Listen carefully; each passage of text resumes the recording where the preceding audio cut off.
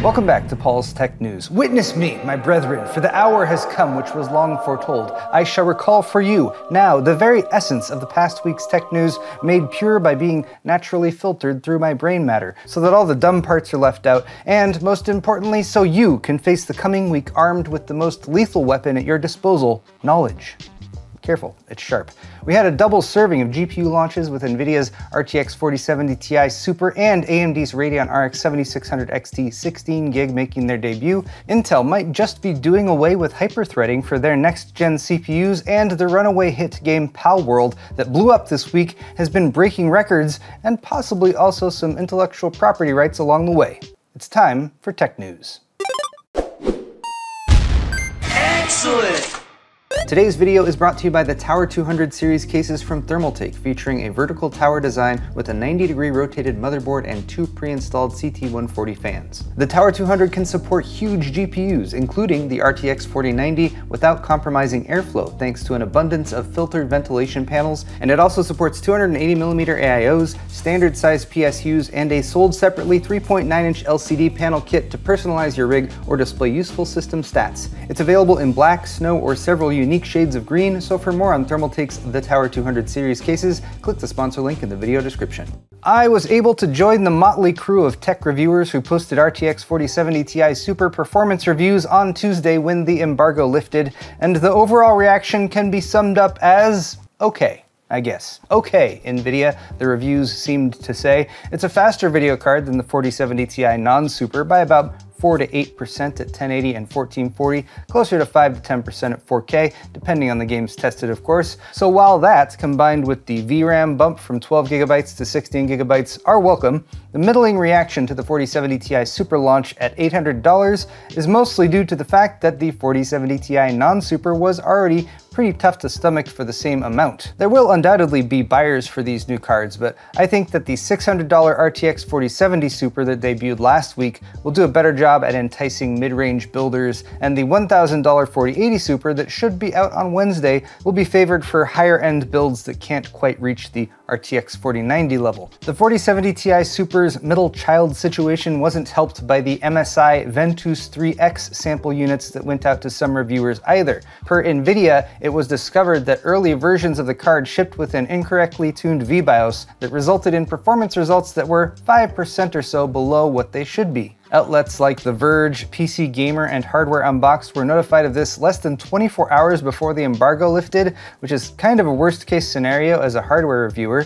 That stressful pre-launch day notwithstanding, the good news is that MSI already has a new VBIOS available for the card that takes less than a minute to install, and Steve from Hardware Unboxed already posted a follow-up review that provided more accurate data while also verifying that while his original numbers were off, the difference was generally 4% or less, which doesn't impact the card's positioning or his initial review's overall verdict. AMD also announced a new GPU at CES, if you recall, the RX 7600 XT outfitted with 16GB of VRAM, which was also launched this week on Wednesday for $330 MSRP in the US. If you're like Kit Guru and you throw in some benchmark titles that actually use more than 8GB of VRAM, the performance uplift is a decent 12% or so on average compared to the RX 7600 non-XT, which has 8GB of VRAM, but otherwise it's more like 5 to 8%, which means AMD is once again competing with themselves by pricing the 7600 XT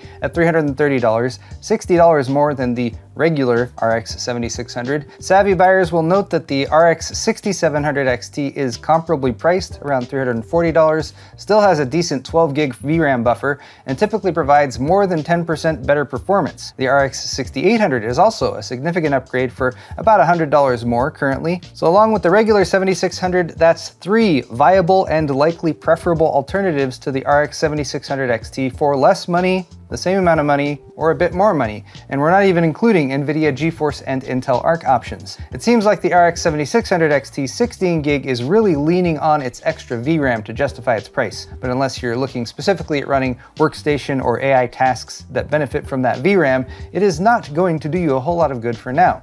But who knows, perhaps just as the venerable RX 580 8GB from 2017 aged quite well versus its 4GB version, which did not, the RX 7600 XT 16GB will find its niche as time passes. But what it really needs right now is a price drop to like $300. Intel's 14th gen desktop CPUs are a known quantity at this point, and their Arc Battlemage GPUs are still a ways off, so we must look elsewhere if we want some news about Big Blue that piques our interest. And so we will consider these now deleted posts from Twitter hardware leaker Yuki_ans, who shared slides allegedly from Intel that detail Arrow Lake S, the successor to the 14th gen Raptor Lake refresh CPUs currently on the market. Most notably, thread counts indicate that Intel might be doing away with hyperthreading, which has been rumored for some time but never confirmed. And it's still not confirmed, these are leaks, so use your best judgment, but speculators are speculating that Intel's focus on efficiency is the reason why hyperthreading isn't always the most efficient technology,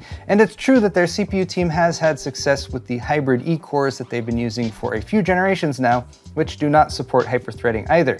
It's the P-cores that might only have one thread per core now too, with Arrow Lake, meaning Intel will need to clearly and effectively communicate to customers why thread counts are down with 15th gen CPUs versus 14th gen, which we all know Intel is very good at. Never a misstep made by their PR department, no way. There were 3 CPU configurations shown in the slides: a 24 core with 8 P-cores and 16 E-cores, a 22 core with 6 plus 16, and a 14 core with 6 plus 8. And whatever happened to computer things increasing by a factor of 2 anyway. And it looks like the new LGA 1851 platform will be DDR5 only with a baseline speed of DDR5 6400. There's also a block diagram for the new 800 series motherboard chipset, likely Z890, which seems pretty standard, although it does list Thunderbolt 4 support. But I'm more excited about some of the architecture changes Intel will be making. Arrow Lake S will be produced on Intel's 20A node, which is 2nm class in terms of transistor density, a big leap from the current Intel 7 process, which is 10nm class, and it will also feature ribbon FET gate-all-around transistors and the new PowerVia backside power delivery design. Allegedly. Hopefully we'll be seeing these new CPUs debut at the end of this year, and they should be easy to sell, Intel. The marketing copy is right there. Intel has a delivery for your backside. Or is your backside ready for the power of Intel? Those need some polish, but we can work on it.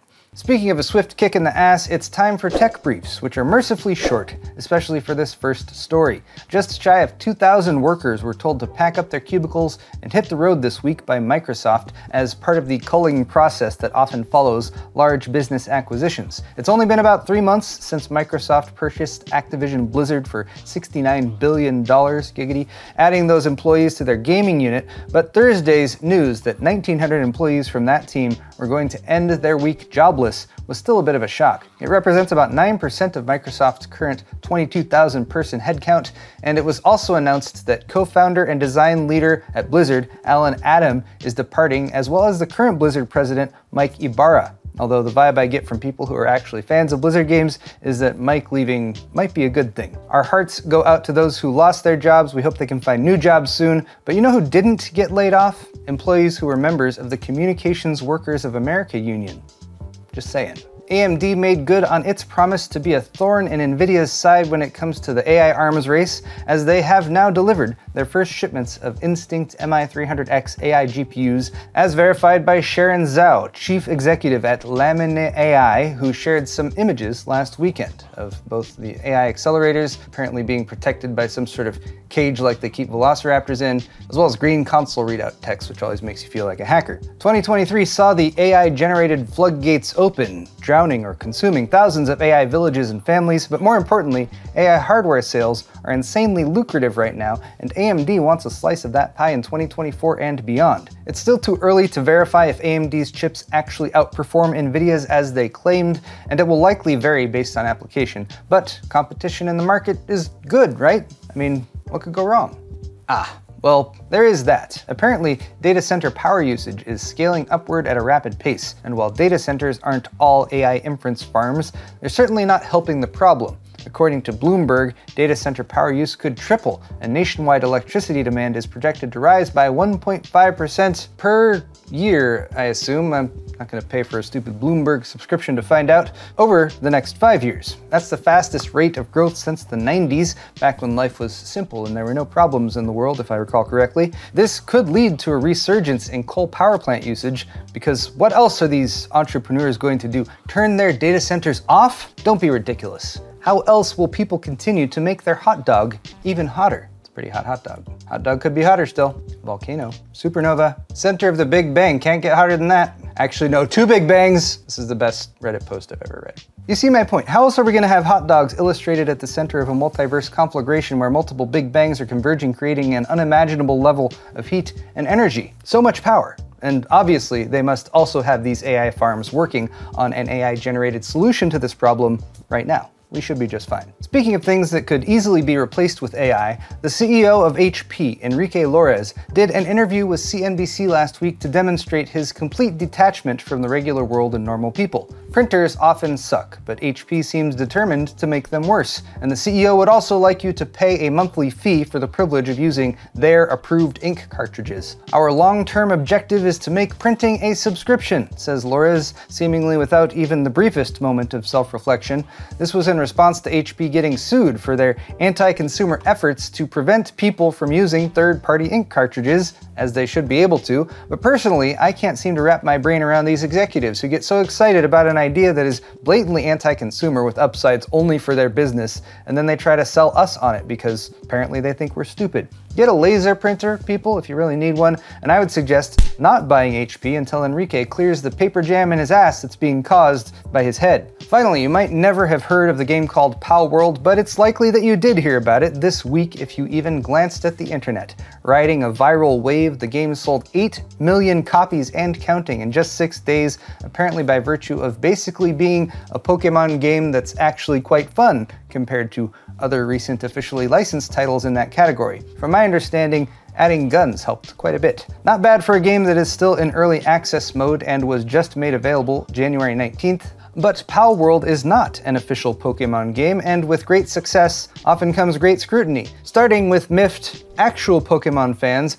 pointing out many of the remarkable similarities between certain character designs, and then continuing Thursday with an official statement from the Pokemon Company that they'll be investigating to see just how friendly Palworld got with their designs. Sounds like a drawn-out legal battle is brewing.